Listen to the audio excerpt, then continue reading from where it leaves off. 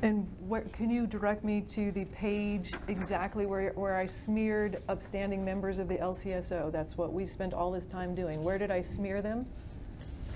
Which page number? There's not a page number. There's multiples where you refer to other employees beyond John Fayen, Jeff Van Hook, Joseph Shellhammer.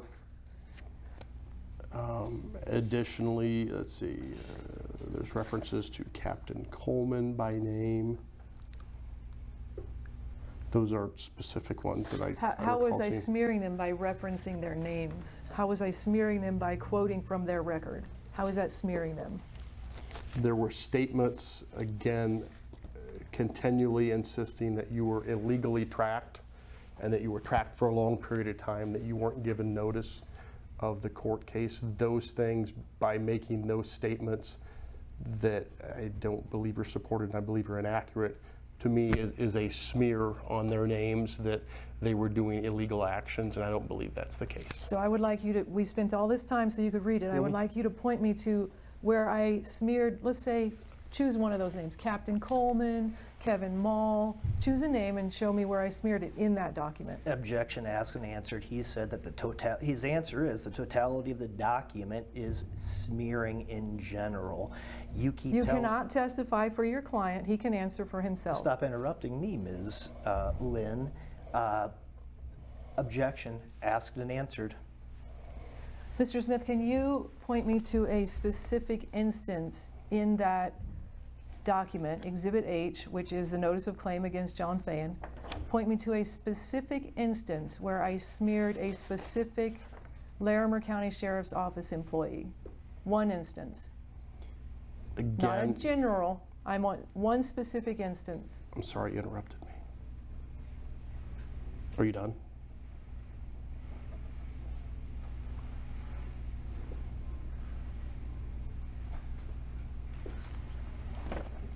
Again, it's the overall references to naming individuals and referring to these actions as being illegal and intentionally illegal actions multiple times throughout here.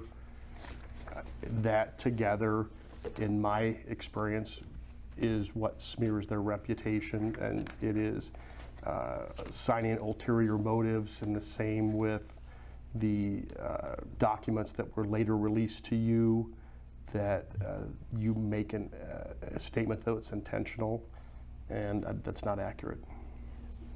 That what was intentional? That you did not get those records until I believe it was 2019. And which records are you referring to? Those were records that tied to the GPS device. Are you saying it's inaccurate that I didn't get the records until 2019? No. What are you saying is inaccurate? That you said it was an intentional hiding of the documents, and that is inaccurate. How is that inaccurate? It's not accurate. Are you saying you did not intentionally withhold the documents? I believe I said that the statement that documents were intentionally withheld from you is inaccurate.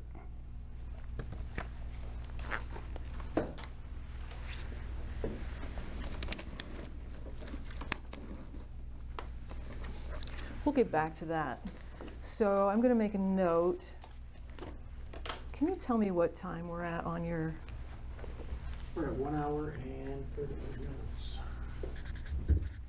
So we're going to come back to this in a different exhibit.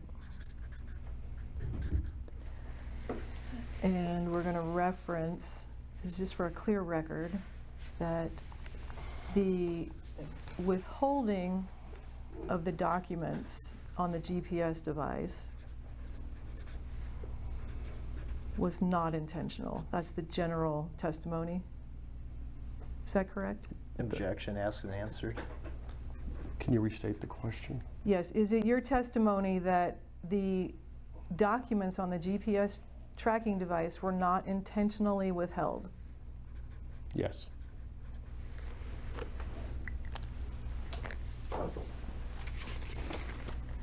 And then I noticed you were making marks in the Exhibit 8 that you handed back to Mr. Reynolds. Yes. How many marks did you make? Could you count those real I quick, didn't please? count, yes.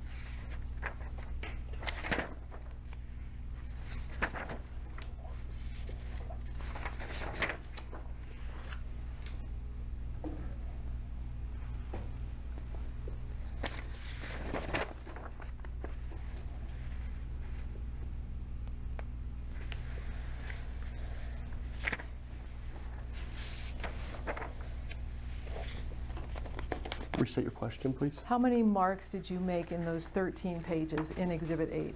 At least 22.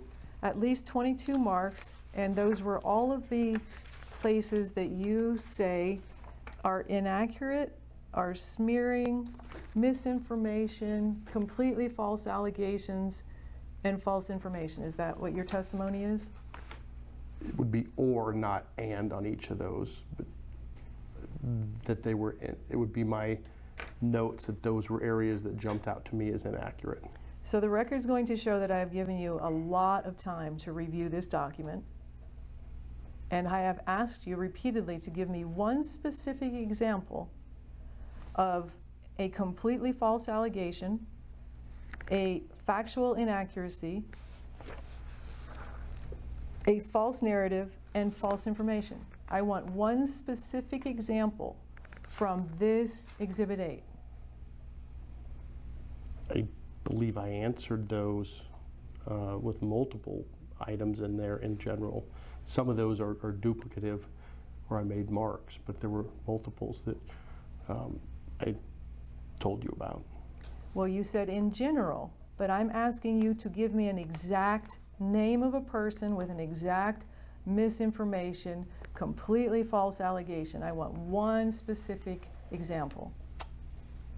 You state that no efforts were made to recover the tracker. It was a statement reference to Joseph Shellhammer. That's not accurate. Which page is that on? I'd have to go back. Please do.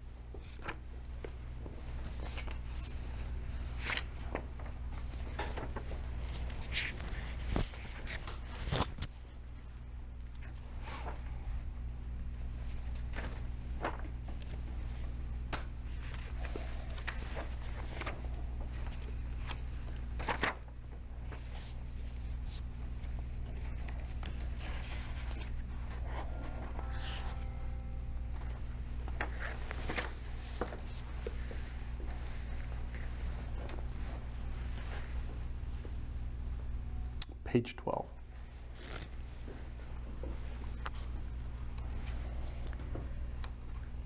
Which paragraph? I'm seeing paragraph 2 specifically. And which line? I'm seeing it starting with line 3. Now on line 3, it begins with a quote mark. Do you see that? Yes.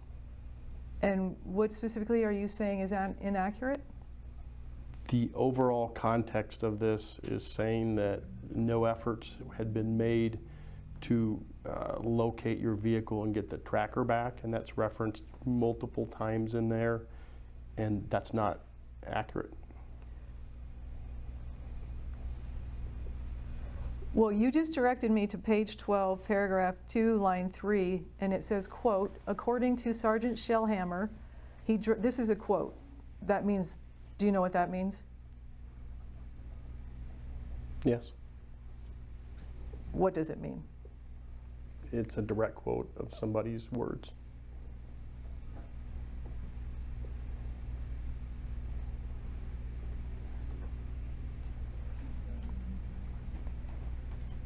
And you're saying this sentence shows smearing sheriff's office employees, it shows inaccurate information? Is that what you're saying? This is your example of a smearing, inaccurate, completely false allegations? For the record, I'll read the whole sentence. Quote, according to Sergeant Shellhammer, he drove past Lynn's last known address for once a week for the next 4 weeks and did not see her vehicle, nor did he see any indication that she was at home, end quote. That's your example? I said starting with that quote. And then how far would you like me to put on the record? I was referring to the whole paragraph. As an example of smearing LCSO employees and as an example of completely false allegations, this is your example? I want to be clear for the record because I'll read the rest of the paragraph. I said inaccurate information. You asked me for anything that was inaccurate, Okay. I believe, and that's what I'm referring to as inaccuracies. Okay, so I'm going to finish for an accurate record. Mr. Smith has said that paragraph 2 on page 12 is his example, one example that he has marked 22 times of inaccurate information and smearing upstanding members of the Larimer County Sheriff's Office. Resuming the quote, quote, he, in parentheses, Shellhammer, did advise that he eventually observed what he thought was the vehicle parked in the driveway of Lynn's residence with no tire tracks observed in the snow, end quote. ABC Channel 7 News said they, quote, confirmed they, Larimer County Sheriff's Office, never went to her home to actually get it from her property, end quote. But, comma, Sergeant Shellhammer told Captain Coleman that he drove past Stacy Lynn's address for 4 weeks and did not see her vehicle or any indication that she was at home, and that he eventually saw the vehicle parked in the driveway. For that to happen, for Sergeant Shellhammer to see a vehicle in the driveway, he had to have been 1/2 mile up the winding, steep, densely forested driveway on private property. The driveway and any vehicle parked on it are not visible from any public roadways. The driveway and any vehicle parked on it are not even visible from any neighboring properties. Moving on.